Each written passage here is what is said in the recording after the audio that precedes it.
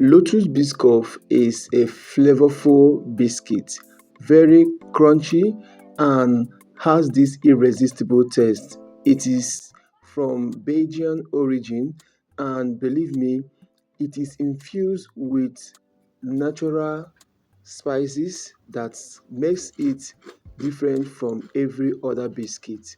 So today we'll be making Lotus Biscoff, and believe me, when you try this, you're going to love it absolutely. So relax and enjoy this video to the end. Let's make Lotus Biscoff. Now the first thing you need to do is you need some cloves. Yes, like about 1/8 teaspoon of cloves if you are using the clove powder or powdered clove. You also need some cardamom. So if you are using the cardamom powder, you just need 1/8 teaspoon as well. But if you don't, you just blend the clove and the cardamom together.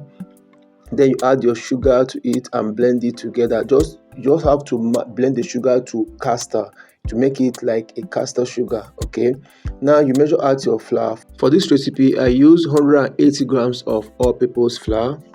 Then I added the sugar that I blended with the cloves and the cardamom, added my cinnamon. I use half tablespoon of cinnamon, 1/8 teaspoon each of ground allspice, nutmeg powder, ginger powder, salt, baking soda, baking powder, and 1 teaspoon of milk flavor powder.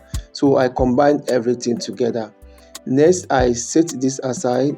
I measured out 125 grams of butter or margarine, so whichever one you want to use you can use, but the basic one is butter, or if you don't have butter you can just use margarine. So you need to whisk your margarine or your butter till it's light and fluffy. Then you add half tablespoon of cocoa powder. Now the reason I added this unsweetened cocoa powder is because I need it to have that Biscoff color. But if you are using brown sugar, like you're using 60 grams of brown sugar and 20 grams of white sugar, making it 80 grams of sugar, because that is what I used in this recipe.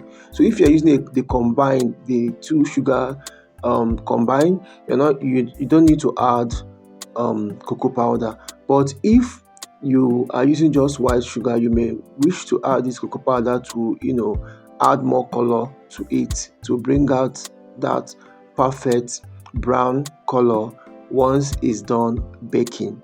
Another point to note is you may wish to refrigerate your dough after flattening it out before cutting. But if you don't have a refrigerator, you may just continue cutting just like I did. So I do not have refrigerator at the moment, so I just went ahead, rolled out this using my non-stick wrap, and then make sure that I roll it out not too thin but a little bit thin, like a little bit flat but not too flat. So after rolling it out, then I went ahead to cut it into shapes. Using a roller cutter or a line cutter is preferable, but in the absence of that, you can just make do with how I did my own. Use your knife and do the cutting. Today, my special greetings goes to every one of you that have been supporting me, following me, making sure that my video gets engagement, making sure that my video is shared, dropping your comments, liking and sharing my videos. I am very, very grateful. Thank you all for all you have been doing, and believe me, this means that I'm so grateful. Thank you, and I really appreciate. So the next thing you need to do is to make sure you shape the edges so they don't have sharp edges, just as you see me do in the video.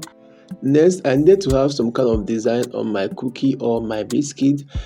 Then I just use this my mold. It's my design mode or my cooking mode to just make some impressions on it. Then I bake this in my preheated oven at 180 degrees C for 20 to 25 minutes, and it came out just this way. Once it is out of the oven, it's going to look like it's soft, so you don't need to kind of hand handle it carelessly at that point. You need to be very careful. You can leave it in the tray for like few minutes, like a minute or few seconds. Then you take it out and then place on your cooling rack to cool down completely. Now after that, I had to also use my cookie cutter to make more designs, okay, to make more designs, because I just don't want to, I just don't want all of them to have just one particular design.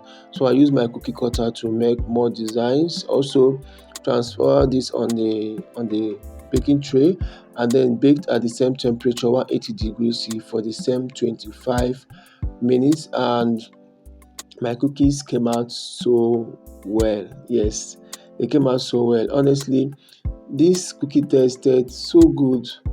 It tasted so good. I believe if you try this, you're going to love it.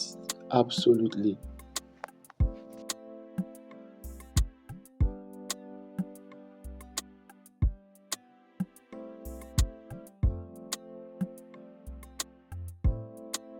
And for those that may not have the time to do the first cutting, or you don't have the cookie cutter, you can just go ahead, mold your dough just like this, press it down just like this. Then you use your fork to make your impressions, just the normal way you make impression for your butter cookies or your sugar cookies or your Danish cookies or your Christmas cookies. Just make the impressions just this way, and then you bake. So you can bake between the same 20 minutes to 25 minutes, or you can bake according to your oven temperature. Okay, so you know how best your oven bakes, so you can do that. You can get the sound. So that's my biscuit, man. That's my biscuit, and it tastes absolutely good. Very crunchy, very flavorful, very delicious. So guys, I hope you're going to be trying this recipe, and when you do, please don't forget to let me know in the comment section how it turned out for you. Like I always say, every of the thing I share here, every of the recipe I share here, I sell them. So I went ahead, packaged my Biscoff, and off to the market. See you guys in my next one. Till then, I remain your one best variety chef. See you.